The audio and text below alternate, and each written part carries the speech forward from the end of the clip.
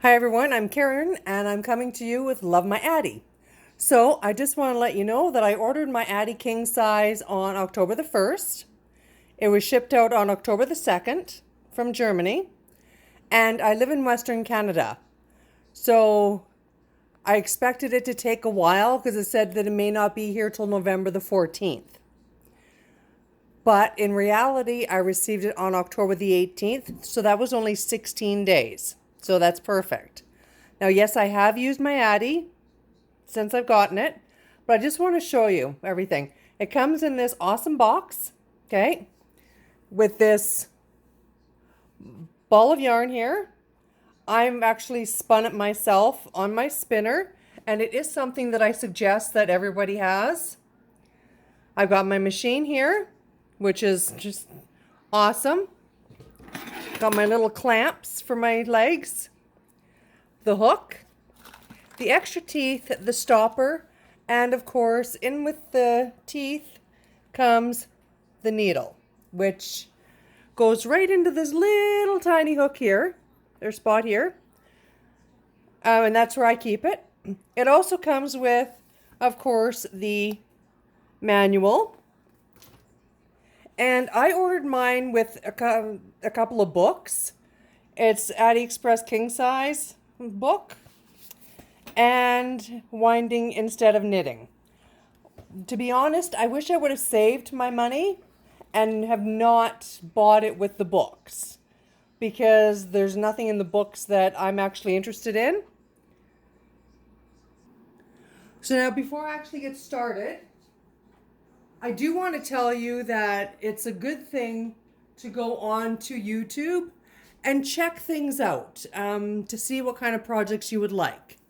Now, the king size has got the 46 needles or teeth, whatever you want to call it, whereas the pro has got 22. Now, I know that some people have both. Some people only have the one, like myself. I wanted to try it out first, and I'm actually glad that I bought the king size, but it depends on what you want to make. So I've gone on the internet and I've watched so many videos on YouTube. That's why I decided to buy the king size, but I will be going and buying the professional. Now, this ball of yarn that I had received with it was nothing but a big tangle.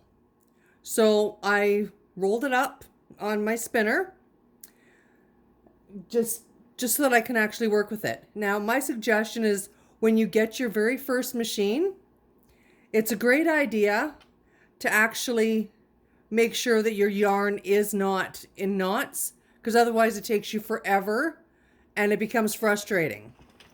So now let's get this back to, I want the first black needle right here. Okay, there we go. And I don't reset my counter until after I've got it all cast on. And I normally don't leave this on the inside, but unfortunately I have a kitten here who's decided that today my yarn is her yarn and it doesn't matter what I do. So the casting on is very simple. And I know you probably have a bunch of yarn in your house waiting in anticipation for your machine to come in, for those of you who have bought one. But use the yarn that they've given you. The only reason I say that is because, and essentially it is free yarn, and you can make things and unmake them and do as many screw-ups as you want with this without using money, essentially, on yarn that you now have to throw away. So I just go ahead and cast on. Now, it does look easy when they do it online. And the first couple of times, it's far from easy, because you have to get in the rhythm of going behind and in front, which is, once you get used to it, it is fairly simple. So let's just, whoops, I missed that one. See, and even when you've been at it for a little over a week like I have, so I'm far from a pro, you can make mistakes. Whoops, there we go. Now I have actually used size 6 yarn on this, which is not a recommendation, but I did it anyways. And I made a toque for a friend of mine. Now this here is the toque that I made.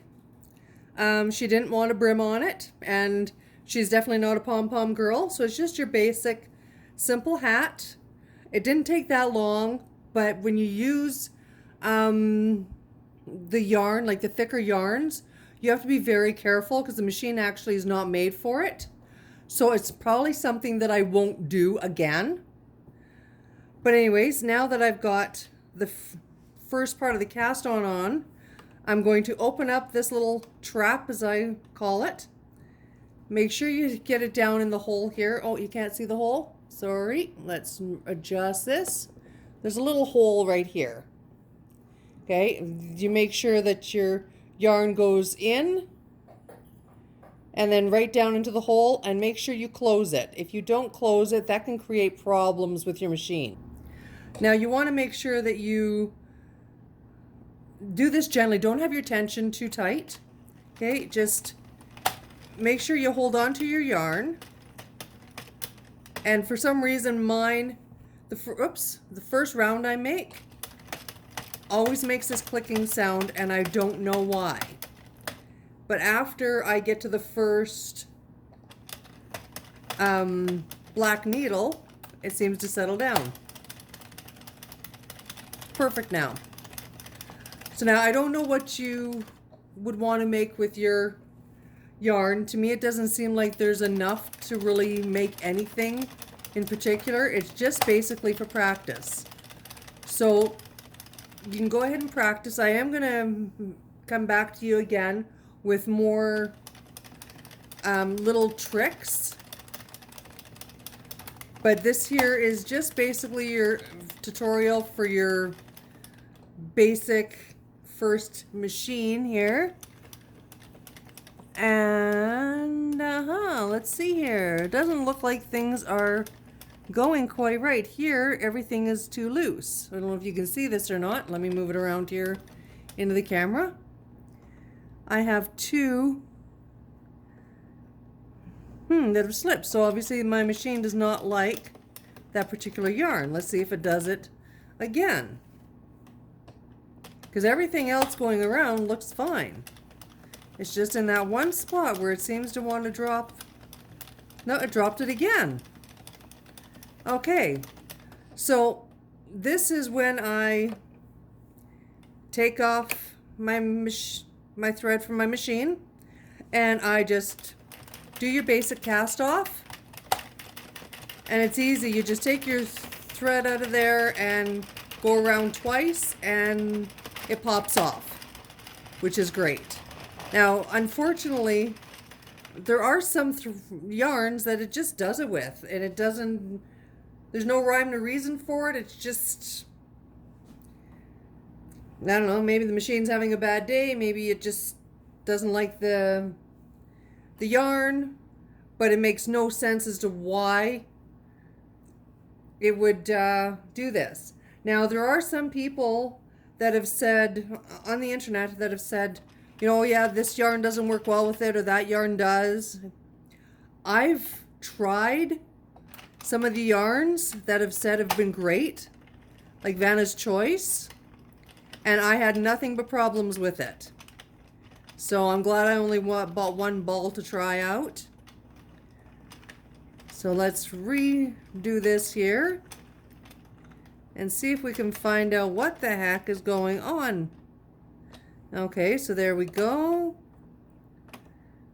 Got that in again.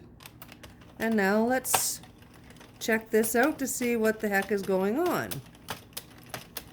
See, every time I do a first round, it makes that clicking noise.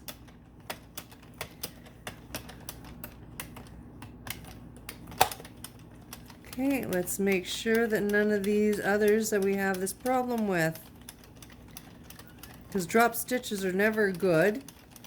Now, I'm definitely no pro on the drop stitches yet. I have managed to fix a couple of them, And yes, I've only had my machine just over a week, but it's not fun the first couple of times you do it, that's for sure. I wouldn't say it's fun anyways. It's kind of tedious and it is frustrating. Oh, look at that. We have everything's good to go this time around. Okay, so I guess I just didn't have something in the right spot, or I'm not sure why it did it one time and not another. It could have been a little snag in the yarn, who knows. So I hope you've enjoyed this little tutorial on to your first Addi machine. And I hope when you receive it, I hope you love yours as much as I love mine. Don't forget to subscribe. Have a great day.